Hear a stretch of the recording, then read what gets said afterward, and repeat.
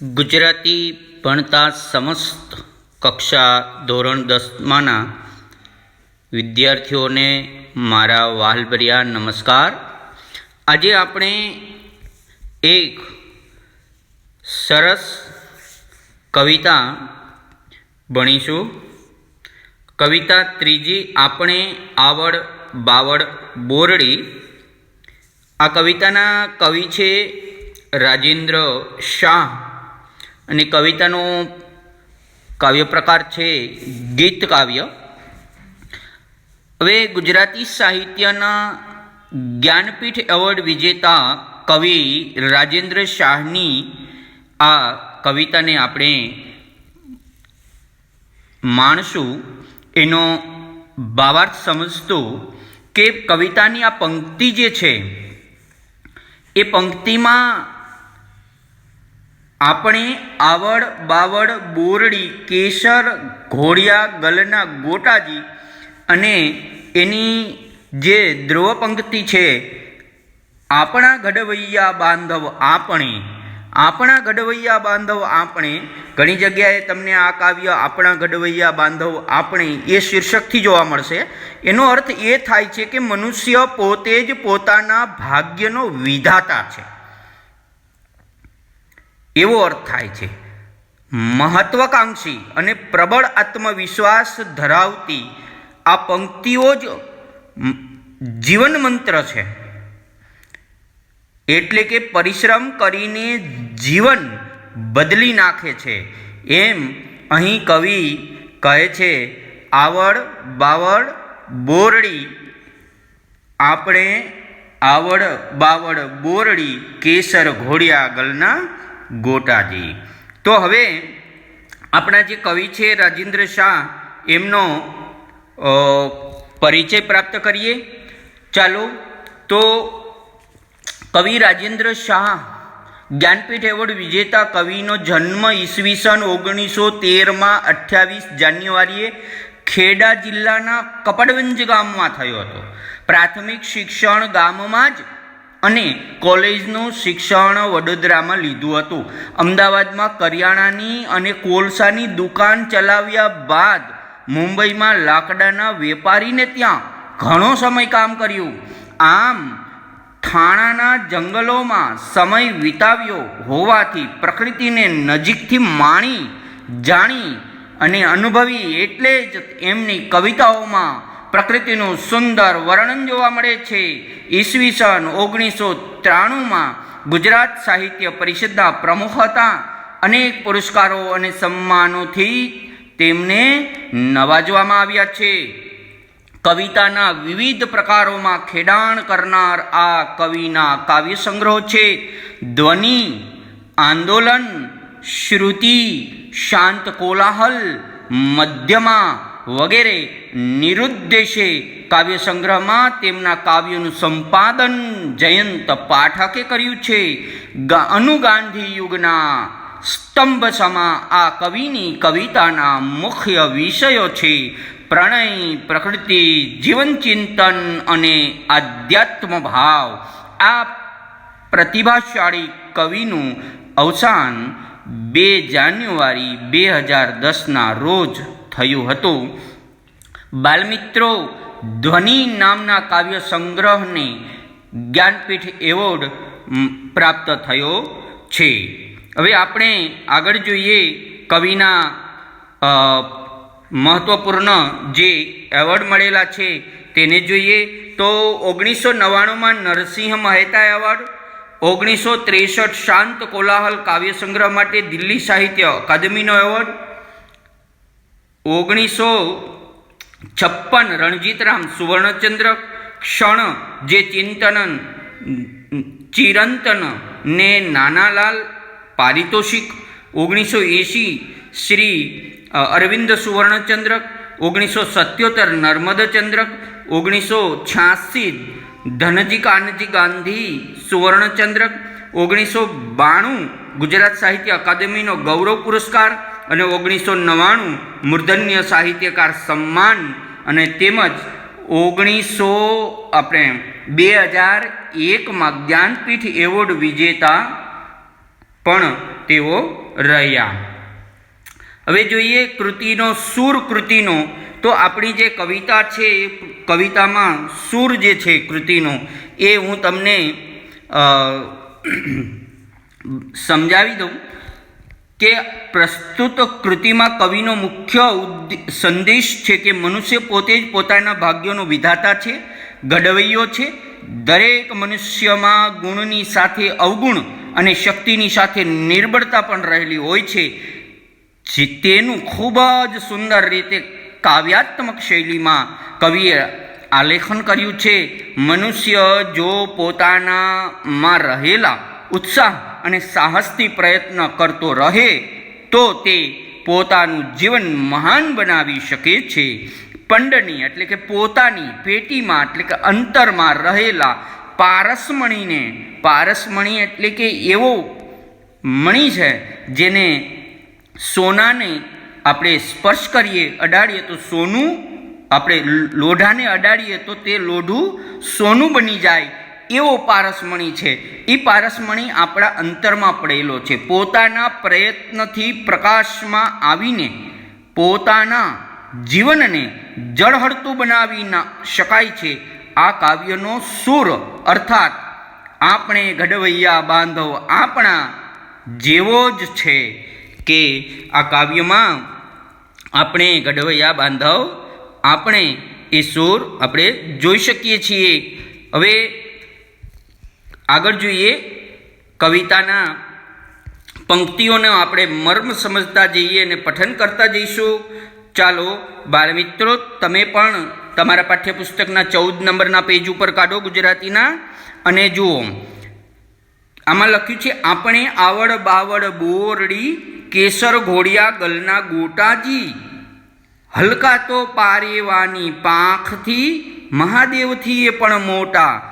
આનો મતલબ એ છે કે આપણે જાણીએ છીએ કે આવડ બાવડ સામાન્ય વનસ્પતિ છે, તેને કોઈ પૂછતું નથી, પણ બોરડી જેવું લોક ઉપયોગી કે ગલના ગોટા કેસરી ફૂલ જેવું ભપકાદાર અને ધ્યાન આકર્ષક બનાવે છે.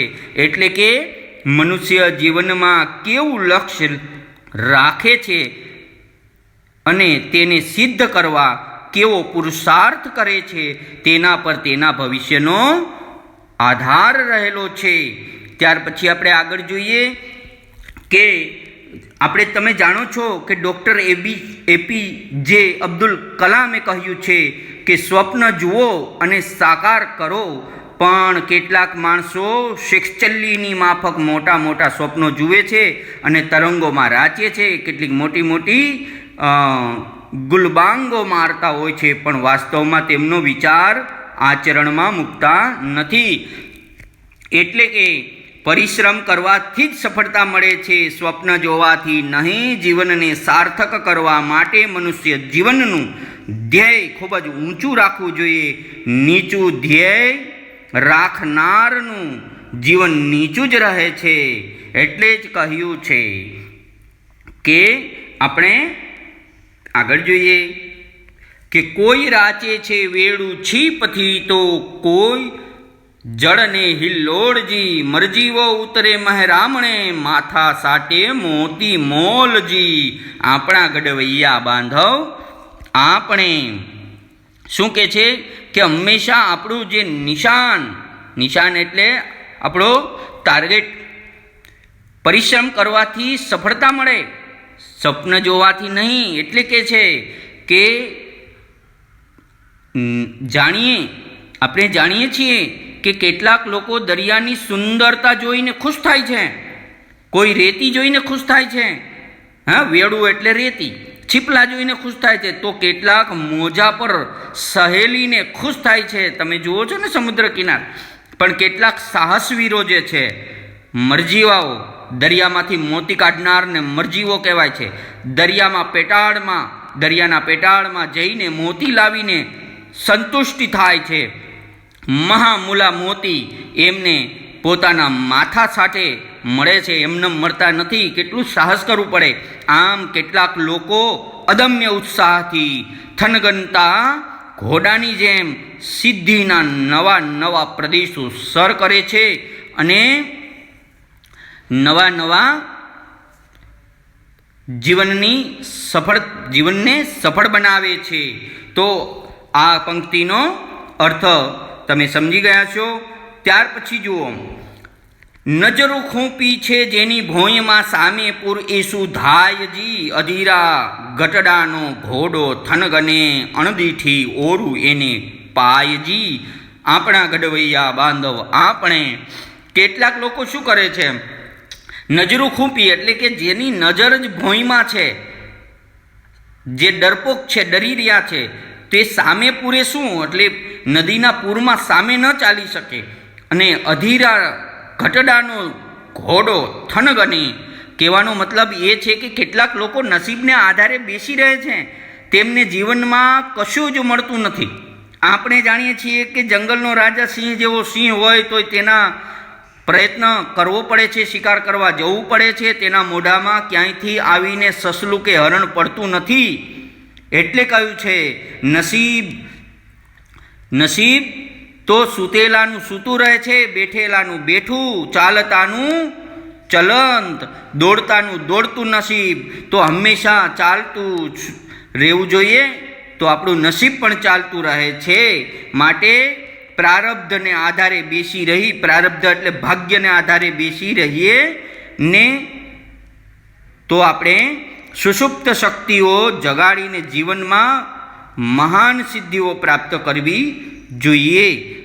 પુરુષાર્થનું ગૌરવ કરવું જ જોઈએ.